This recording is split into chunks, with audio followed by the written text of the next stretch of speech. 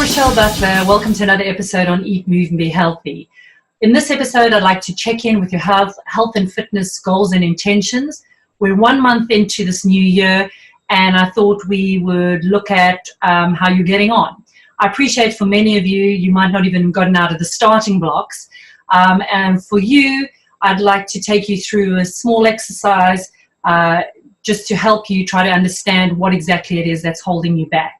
For those of you who have managed to stick with it this first month of the year so far, well done. You're obviously onto something that really connects with you. But there's a warning there about making sure you don't fall off the wagon. And I'd like to share with you what I see with so many people. And it's such a shame because they put in at least 3-4 weeks just starting to turn the corner, and then they abandon all their efforts. So stick with me.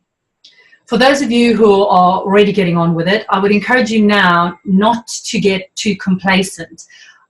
This is a time where you can begin to perhaps start going, well, what's the point? I've been going at this for a few weeks now and there's still no change on the scales. And often what I find at this stage is people just end up giving up because they don't see the results. And I'm here to tell you, this is what I tell all my clients, is that you'll feel the results first before you then see them, and then other people will begin to see them, notice, and comment.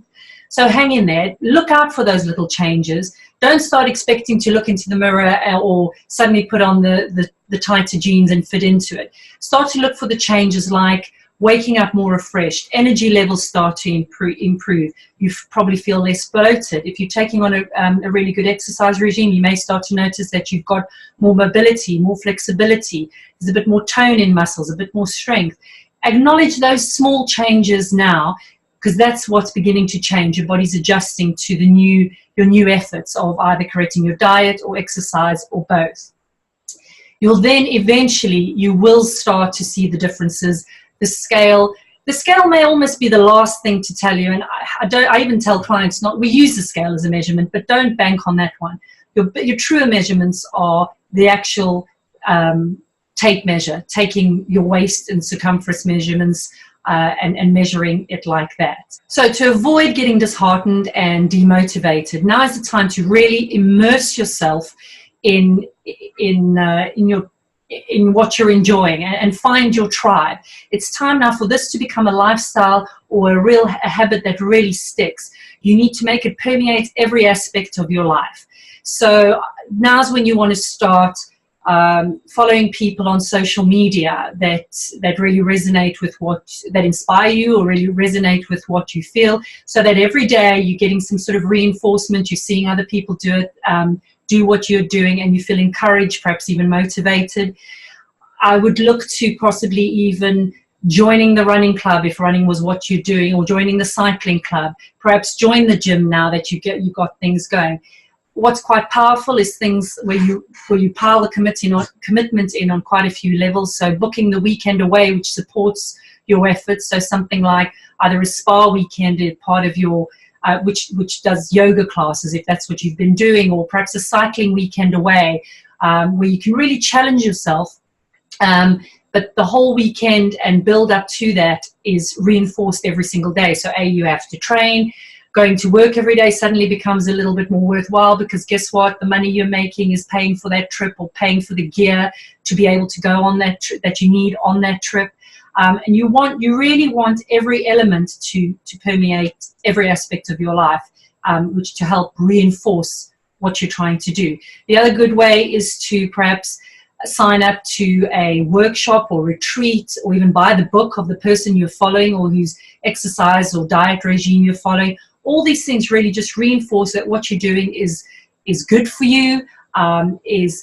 You may find your interests peaked in other areas, and that takes you along another path, but all the while you're keeping reinforcing good, healthy, wholesome behavior.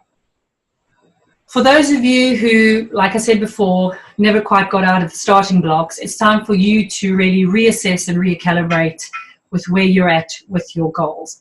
Don't beat yourself up. There's a whole host of reasons and excuses, relevant or not, as to why you never got started. Forget about that. the truth about that is as ridiculous or true or not true those reasons or excuses are, they will be based in some sort of valid obstacle or barrier. So if you whittle them down, there is an underlying something that is stopping you from doing all of those. So it's really difficult to really get that truly assessed, especially for you to notice or point it out yourself. But I find a really useful exercise to make sure that you do end up with taking on something that is going to resonate with you on and give you fewer reasons to get to fail, is to start by making a list of what you don't like or are not prepared to do. So in the exercise, for instance, you may say things like, I don't want to run. I don't want to exercise outdoors. I had a client who, when I suggested cycling, getting into cycling, he said, oh no, I couldn't bear to look like a middle-aged man. I see those middle-aged men in Lycra, and I couldn't bear to be one of those. He'd be perfectly capable and actually do quite well at cycling, but if that's what's in his head, there's no way we're going to get him out there to do it every day. If you don't want to exercise outdoors, certainly don't join a boot camp or a tennis club or a running club or something where you're doing it outdoors. That's not going to work for you. You may say, I don't want to exercise in a group or with other people. In that case, you may look to doing personal training where it's just one-on-one. So immediately when you start saying, with regards to exercising particularly, what you don't want to do, you start to open up the avenues of, okay, what can I do that doesn't include that? Another one which often comes up as well is, well, I can't do gym and I can't do high-intensity interval training classes and I can't do that and I can't go for runs because I have a bad back or a bad knee. Well, in that case, you'd probably need to work with a professional who can tailor the class or your exercise regime around your injury. So there really is no excuse. But rather than just saying that, I think it's interesting to hear what your excuses are.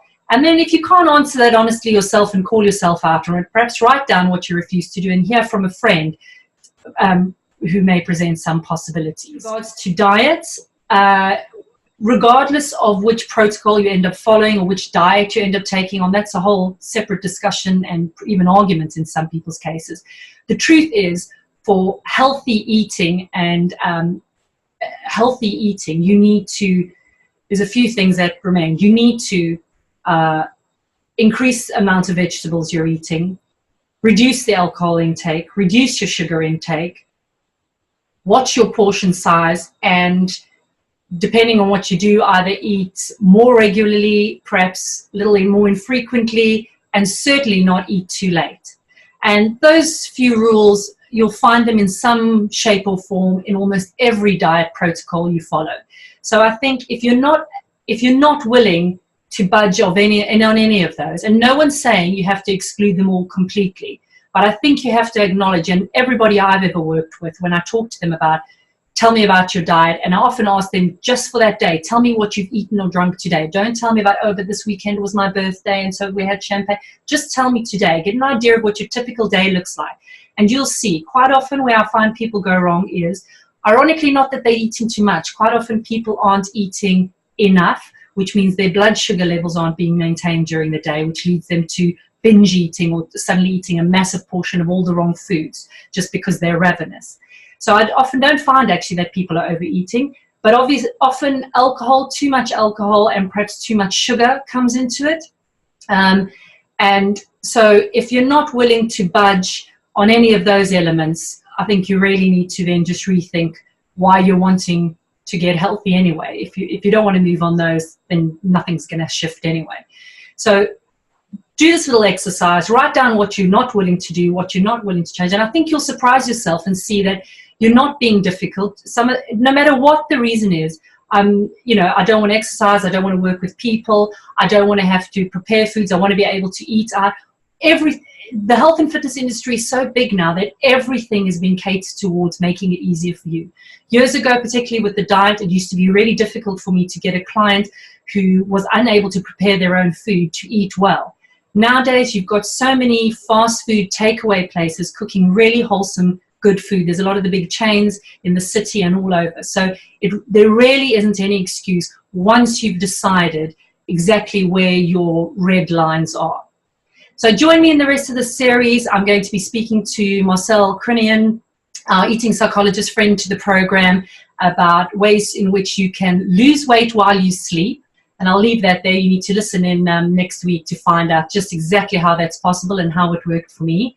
And also, I'll be sharing a 7-day kickstart nutrition program with you, which is designed really just to give the digestive system a break and reset your healthy eating. Quite often people off the back of Christmas and have picked up bad habits of having alcohol at every meal, bread at every meal, dessert. So sometimes with just a prescribed 7-day program, which is designed to just give your digestive system a rest, and sometimes that's enough to reset your healthy eating plan. And also we'll talk exercise. So leave us a comment below and let me know where you're struggling with regards to staying on track.